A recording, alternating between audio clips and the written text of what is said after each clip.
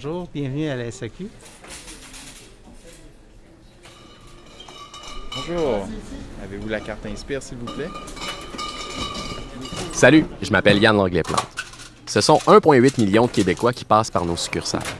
Naviguer dans l'offre de produits provenant de 82 pays dans le monde peut parfois être déstabilisant pour certains. Ça peut même être difficile de s'y retrouver. Les Québécois peuvent compter sur plus de 5000 employés de succursales qui, jour après jour, les guident dans les vins, les spiritueux, les bulles, les prêts à boire et j'en passe. Nos employés en magasin sont des passionnés. Ils sont le visage de la SAQ pour les clients, le contact le plus direct qu'ils ont avec leur société d'État. Aujourd'hui, je discute avec 3 collègues qui travaillent dans différentes régions au Québec, des spécialistes du service à la clientèle qui vibrent à offrir une expérience client toute personnelle, partager leurs connaissances, leur amour du produit. Vous écoutez Sous le bouchon, épisode 9, la passion du rôle conseil en succursale.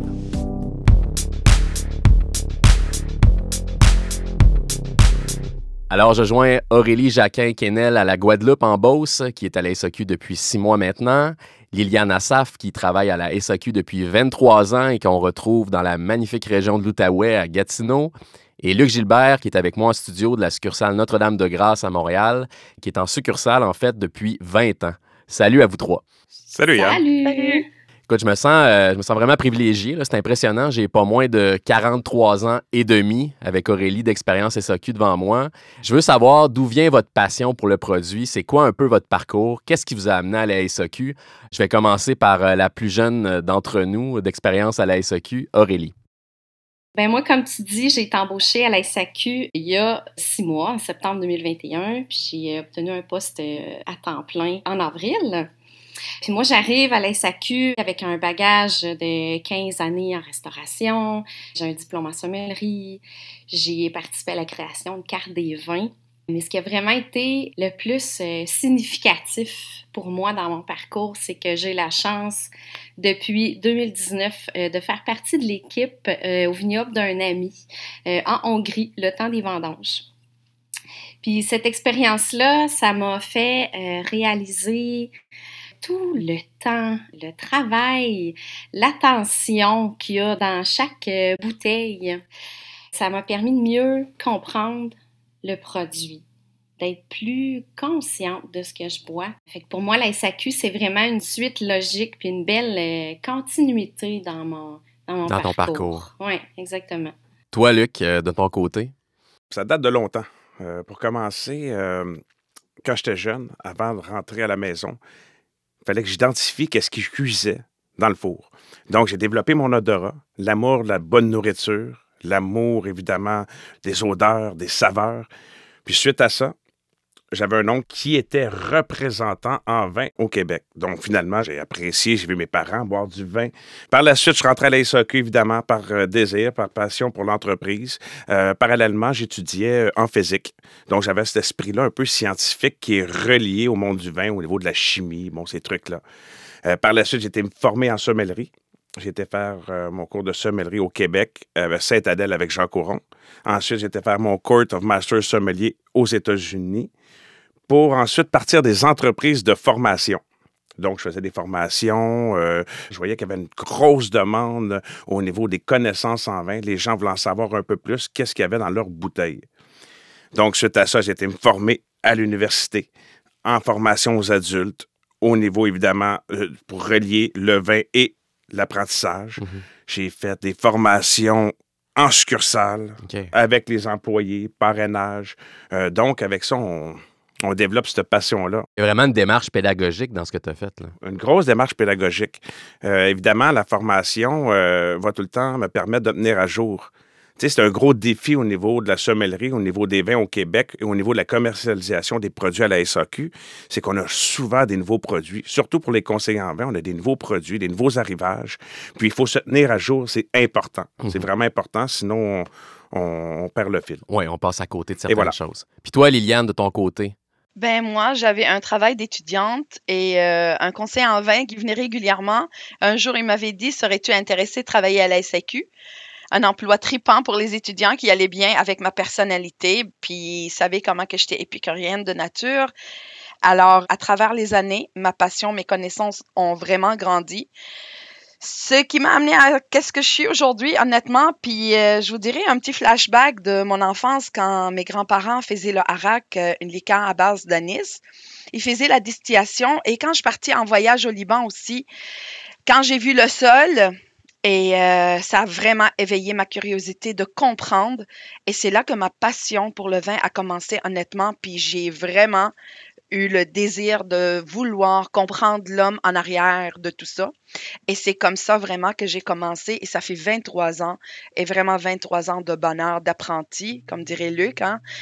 On met toujours nos connaissances à jour. Être conseiller en vin, on n'arrête jamais d'apprendre.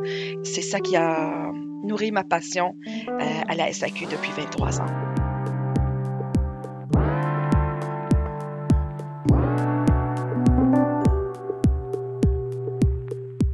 Le vin, les spiritueux, les bulles, toutes les gammes de produits, en fait, ça évolue. Ça évolue vite, ça évolue pas mal à part ça. Les prêts à boire n'existaient même pas il y a 5 ans. Le vin bio, les produits du Québec, ça explose littéralement. Comment vous faites après 5, 10, 20 ans d'expérience pour rester à jour sur les tendances? Je sais que, Luc, par ton parcours, j'imagine que ça fait partie presque de ton ADN. Oui. Donc, je vais commencer par Liliane, toi. Comment tu fais pour rester à jour puis être toujours à la fine pointe là, de la connaissance par rapport aux produits?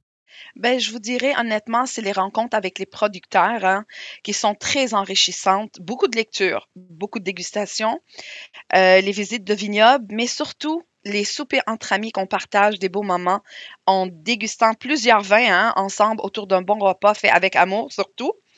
On transmet nos passions et on devient indispensable dans la vie de nos amis et nos clients et on devient leur référence.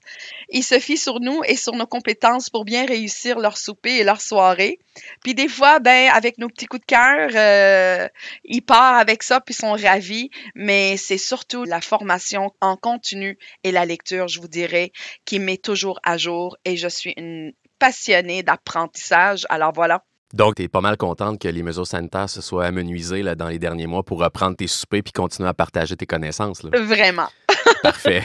Toi, Luc, de ton côté, tu peux-tu aller plus loin dans ton parcours, justement, pour tout l'aspect formation, connaissance? Pour commencer, c'est certain que bon, les lectures sont très importantes. Il faut se tenir à jour. On a plusieurs sites web comme Wine Spectator, la Revue des vins de France. Également, il faut comprendre que le département de formation de la SAQ est très solide. Donc, on a un espace formation qu'on peut aller chercher de l'information régulièrement. Je pense entre autres à la grande formation des produits de la Californie qui est disponible pour tout le monde au coût d'environ 300 $, mais la SAQ l'a gratuitement, le niveau 1, le niveau 2. Donc, j'encourage tous les employés à aller suivre cette formation-là, à aller sur l'espace formation. Par la suite, il y a le parrainage, évidemment, le parrainage en succursale, la dégustation de produits qu'on fait à chaque semaine. Donc, c'est important. On va aller chercher le produit qui est vraiment celui que les gens recherchent, celui qui est la nouveauté, la tendance surtout. C'est notre travail. Hein? Les gens dans les bureaux vont regarder beaucoup les chiffres de vente. Nous, c'est de recevoir l'information de la clientèle pour suivre les tendances. Donc, on fait de la dégustation en lien, des lectures en lien, comme par exemple, je pense aux fiches de vin orange qui sont disponibles dans l'espace formation de la SAQ.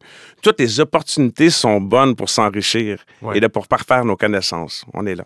Bon, c'est facile pour Liliane et Luc, évidemment, avec 43 ans d'expérience. Ils ont un énorme bagage en arrière du tablier. Mais pour toi, Aurélie, c'est pas tous les nouveaux employés de la SAQ qui ont eu la chance d'avoir ton background en vin, de faire des beaux voyages, puis être impliqué dans de la production en Hongrie, comme tu nous l'as mentionné tantôt. Selon ton expérience là, de quelques mois avec nous à la SAQ, comment la SAQ ou ton équipe aide les nouveaux employés à justement être en mesure de bien conseiller les clients là, dans les premiers mois de leur arrivée chez nous, là? Bien, dès l'embauche à la SAQ, on a des formations qui sont offertes, des formations en ligne sur toutes les sortes de produits, que c'est super bien expliqué.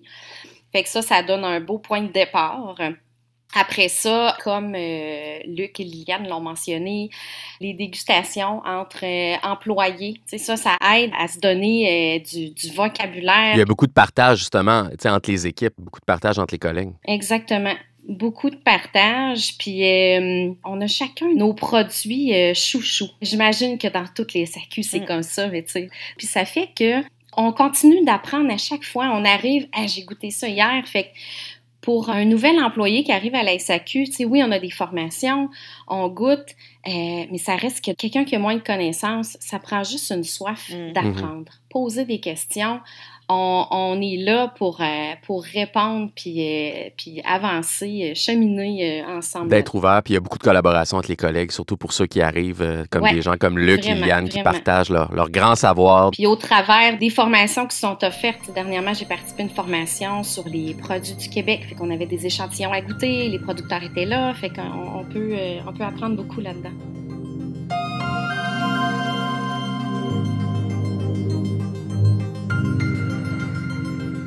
Lors de l'enregistrement, il y avait tellement de passion, tellement de bonheur à partager de la part de nos collègues que nous avons décidé de vous en donner plus. Ceci met fin à l'épisode 9, partie 1. Pour la suite, rendez-vous à l'épisode 9, partie 2, où vous en saurez plus sur les relations privilégiées entretenues par Liliane, Luc et Aurélie avec leurs clients, mais aussi, il sera question de thé, de cornichons et de pinot noir blanc. À suivre.